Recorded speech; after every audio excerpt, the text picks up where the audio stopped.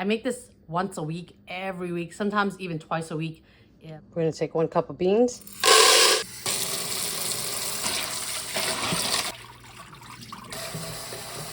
It's about 2 phalanges down, almost 2 phalanges down.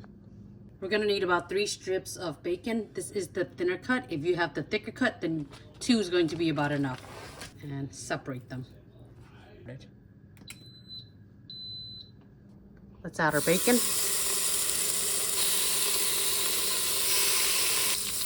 When your bacon's crispy, you want to go ahead and just flip it. We're trying to render the fat off of this.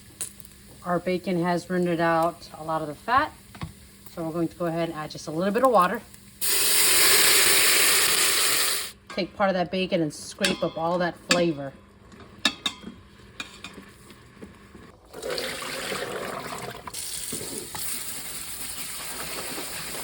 My beans in. Cover the beans up with water. Stir that around. Bay leaf, chicken bouillon, and black pepper. Give it a stir so the flavors all mix in. That's it. Let's walk away. All right, so we've let it naturally release, which is the keeping warm, for about 16 minutes. And then we're gonna go ahead and release the pressure by pushing the button. Oh, yeah. Let's open it up. Pull away from it slowly. Sometimes I like to move the beans further along the walls to help spread out that heat so it'll cool down faster. We're gonna let that cool down. With this broth, you can save this and make other things with it. You can cook other meals. I've made a kale and white bean stew out of it. You can also just use it as a base for another soup. So definitely freeze this or save this or reuse this, but don't throw it away. It's still delicious. 1/2 cup of olive oil. 1/4 cup of apple cider vinegar.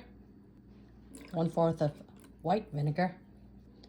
If you have brine, you can also put 1/2 or 1/8 white vinegar and then 1/8 of the pickle brine. Makes it a lot sweeter. We're gonna add a sweetener of our choice. We're gonna add some salt, black pepper,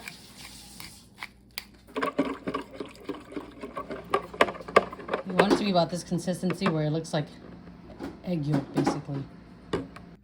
1 red bell pepper, 1/2 of a red onion, garlic, 1 cup of parsley.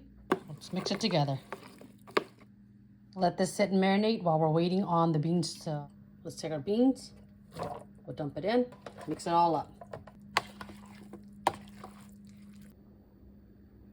All right, here we go. Let's give it a test. Let's give it a taste.